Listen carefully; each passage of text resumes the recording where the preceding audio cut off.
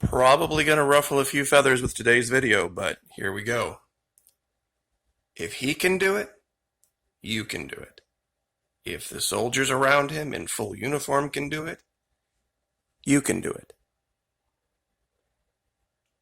If the bikers in South Dakota and Daytona can do it all day without complaining in the heat, wearing leather and denim, and they can breathe, you can breathe. If these guys 102 years ago could march back home from World War I in full military regalia, wearing a mask, you can wear a mask and breathe. If they could do it, you can do it. And more specifically, I'm sure people are already typing, but we'll get to you guys in a minute. If she can do it, you can do it. Now, this is a very specific example for me because unlike Melania Trump and Donald Trump, who chose their lives, largely Ivanka Trump did not. She was born into a life and put into a position that she had virtually no control over. There was no version of her life that didn't put her in the spotlight. And speaking of spotlights, I'm sure many of you are familiar with this image of Ivanka Trump. And the reason I used another image is to show that sometimes you get treated unfairly. But the best way to deal with it is just to suck it up and soldier on. And this young woman has done a very good job of that. What am I talking about? I'm sure some of my male audience will remember this image. Now, it looks, generally speaking, like the same picture, but when you hit certain fabrics with a certain type of flash in a certain way, it makes them virtually see-through. And, of course, as you can see in this particular image, there are things visible that I'm sure when she put the dress on here, she didn't realize would be. Now, the person who did this made a mint selling these photos. And of course, people castigated her and called her this and called her that name, when this wasn't the truth of this. A mask is the same thing. Just because the grocery store or the hardware store or even your state says if you're going to be out in a public place you have to wear a mask, it isn't a sign of submission. This is the biggest pushback I get, and here's where we're going to deal with the people already typing.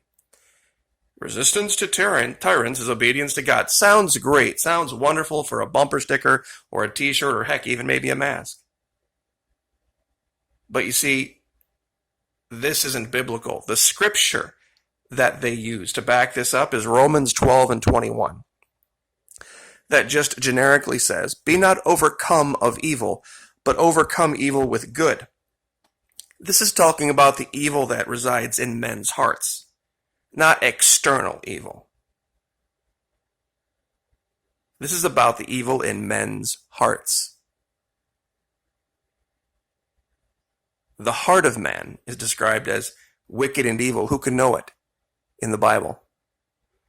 But if you really want to know what the good is that you can use to overcome that evil, it's very simple. It's called the fruit of the Spirit. Love, joy, peace, patience, kindness, self-control, gentleness, faithfulness, and goodness. Not obstinance, anger, self-justification. Those don't live in the same place with the fruit of the Spirit. You give me a choice between what Jesus said and what either Benjamin Franklin or Thomas Jefferson said, I'm going with Jesus, because he was given all authority in heaven and earth. Matthew 28:18. And he commanded that we submit to authority. Romans 13 and 5. Let every soul be subject unto the higher powers. For there is no power but of God, and the powers that be are ordained of God. Whosoever therefore resisteth the power, resisteth the ordinance of God, and they that resist shall receive to themselves damnation.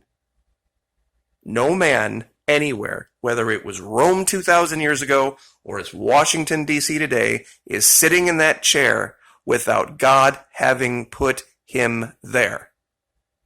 Same thing in the military. One of the first things you learn.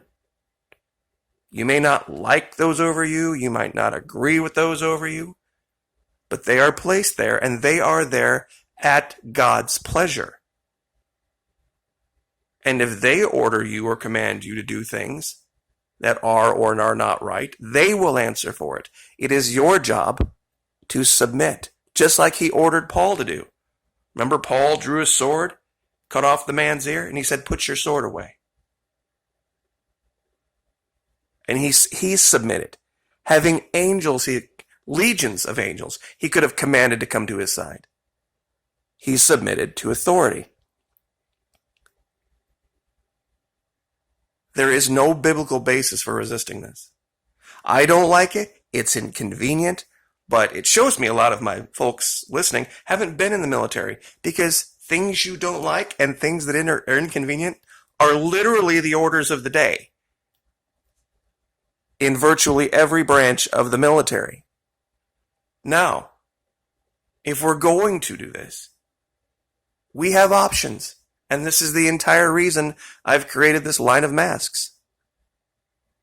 So that you can do as the Bible would instruct and submit to authorities that are placed there by God. But you can also share the Word of God. And you can also share your support for the current leader, who, by the way, when asked, wore a mask. So did his wife, so did his daughter. If they can do it, we can do it. If bikers in South Dakota and Daytona can do it, you can do it. If World War I soldiers can do it, you can do it. Now, speaking of the military, I would like to talk briefly about that concept. Now, I know a lot of you are saying, well, I didn't join the military. The concept is the same, though. Following lawful orders. There's nothing unlawful about asking someone to wear a mask. Especially on private property, by the way. Forget the state orders. If I own a hardware store and I say people who come in have to wear masks, and if people, want to not come in and go shop at the hardware store down the street, wonderful. That's your right to do. Or you can order stuff delivered to your home. Almost nothing in America, almost nothing, is precluded from being delivered right to your door. It might not be as cheap. And like I said, it might not be as convenient. But I will, in the first pinned comment, give you a link to this Quora discussion about this. If a soldier receives conflicting orders, whose orders should they obey? This guy gives 3 excellent, and I mean absolutely excellent examples of when following an order is proper and right, when not following an order is proper and right, and how things are done in a military way, in a controlled, civilized way. I would like to just read the first one because I think it's a very good example. In arms room, alarm goes down, meaning it's no longer working. I, as Sergeant of the Guard, station you as a soldier with a weapon at the front door and instruct you that no one be allowed to access it. A major, not in our chain of command, comes up and orders you to step aside and go back to bed, leaving the arms room unsecured. The major outranks me as Sergeant of the Guard, but you do not have to and should not step aside. If the major's order has any legitimacy, he can take it up with my company commander or battalion commander. Now, I can see 2 different angles on this. And just to be clear, 99.99995% of the time, the major would have the good common sense to go to the sergeant of the guard. If there was some reason he needed the person guarding that room to not be there, He would go say, stand down your guard. I have another plan. I have a crew coming in that's going to put in a new alarm system, and I don't need any other extra eyeballs there. That's how that would normally be handled. Usually an O4 would know not to walk up to an E2 or E3 guardsman and say, stand down from your guard without talking to the sergeant of the guard. So a couple other great examples in here about following lawful orders. These are not unlawful orders under any circumstances. There's no moral basis for not wearing them when asked to. There's no biblical basis. And as far as a health thing goes, that I understand kind of. And oh, by the way, real quick, those of you who think that it's all about me, do you see any masks with my channel logo on it? Or that say Florida Maquis or subscribe to the Florida Maquis? You don't, do you? There's a reason for that. Would have been very easy to throw this on the front of a mask to try to drive subscribership and try to build the channel. Not doing it. But those of you who have an issue breathing, how about trying this? Now, this is just a standard ball cap with a mosquito net over it. Now, I'm sure some of you are like, wait a minute, that's not going to fly. People are going to say that's not a mask. Well, here's what you do. This is a hat with one level of a mosquito net on it. Now, as you can see here, mosquito netting, just folded over once or twice, becomes virtually opaque. You cannot see through it. So all you have to do, and these are cheap online, absolutely cheap. Like you can get a 3-pack or a 10-pack for like $10, maybe 12. Just put a couple of layers over. And believe me, in the sun, in the summer, this will actually keep you cooler. And you'll have plenty of space inside underneath the brim of the cap to breathe. In fact, a very smart way of doing it is to put the first one be a black layer, and then they have white, and then they have gray, they have other colors. But what we would do is we would take black, put it over the cap first, and then we would put a layer of gray, and then we would put a layer of white. So you would have 3 layers. The white would reflect the sun. The gray would reflect the light, in the sense of people couldn't see. So you would stay even extra cool. So, Amazon.com, mosquito netting. If you really don't want to wear a mask, this is a viable option. And most places, if they see that you're attempting to make the effort, aren't going to say anything to you. Look at this guy here. He's got a hat. He's got all this mosquito netting over. You know, he's attempting to comply. And that's all that's being asked. So, anyway, things are not nearly as bad in the state of Florida as they would have you believe. There are all sorts of numbers coming out. In a future video, I am going to break this down and show you that 80% of the counties have absolutely no emergency whatsoever. And also, the idea of the big cities in Florida being places to stay away from. Jacksonville, Florida is roughly, geographically, 3 times the size of all 5 boroughs of New York.